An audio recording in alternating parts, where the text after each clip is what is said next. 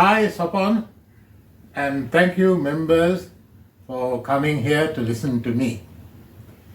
I want to present to you, like a true economist, a competition of sites which are exotic and in that way similar.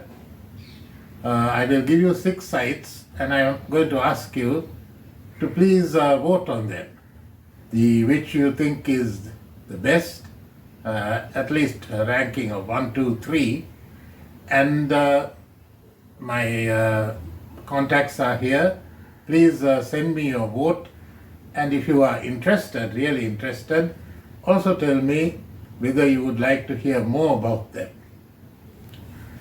I have chosen these sites with a light to what I think are the key features of tourist investment if you are investor in and operator in tourism today.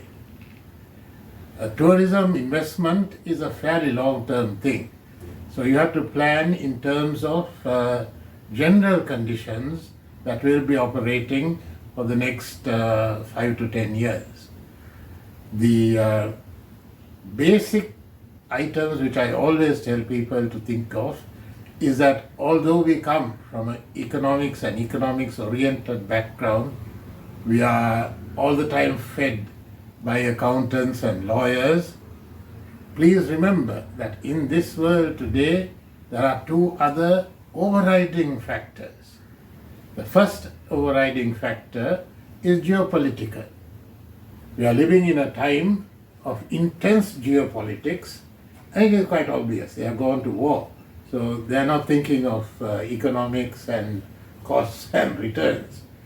So in this geopolitics, it is evolving that the wars are going to die out in the terms of expenditure, and there is going to be a period where it will be intense economic war between China and the United States.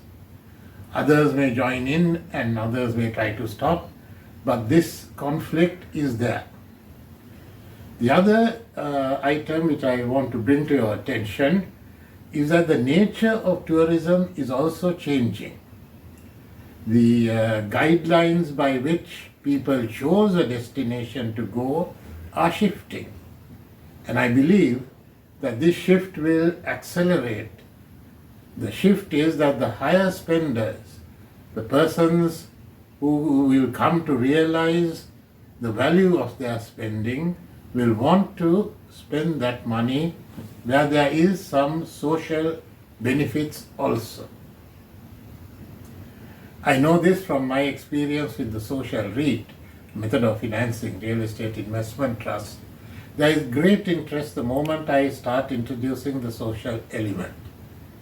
So that the tourist venture or resort is also uplifting people around is something that will be valuable as a selling point for persons both to invest and also to use the facilities. I give you 6 examples.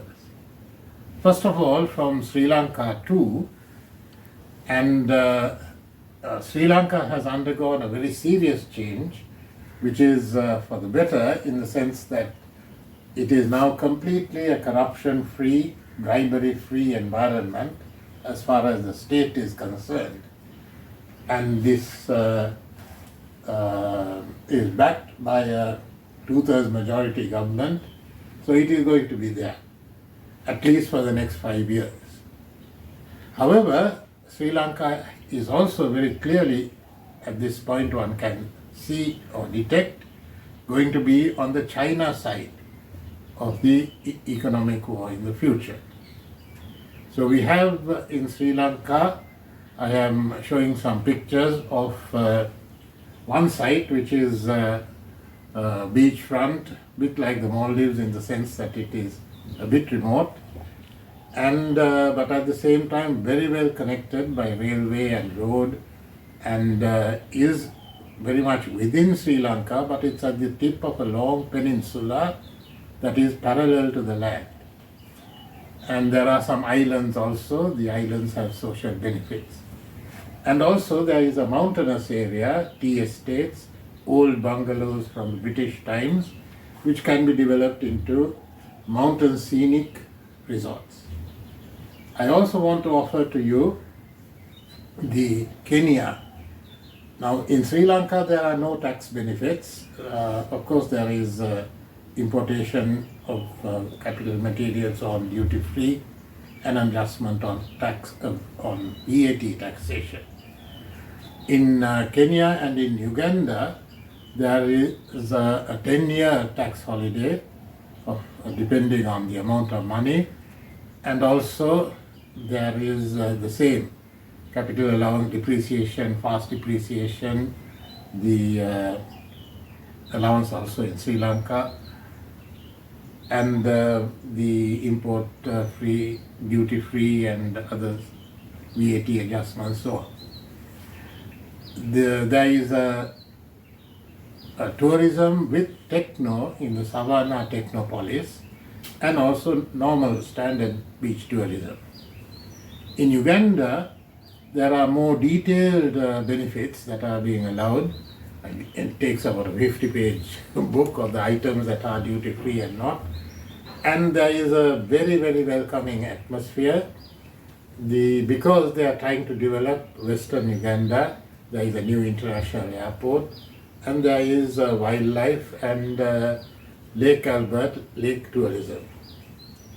In the Congo, there is a 5-year tax holiday, and again the same import and other tax holidays, far more welcoming, and the attractions are the gorillas and the active. You can see the molten lava craters.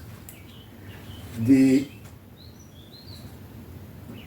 are very different economic environments in the sense that Sri Lanka is very high cost of labor, and the cost of living and labor is by far the highest of this set, and in fact higher than in Thailand. The costs in the Congo are the lowest, and cost of labor is very, very small, and Uganda and Kenya are in between. The success of the project is of course most likely in the least developed, because there is much greater welcome and there is much more opportunity to do different things.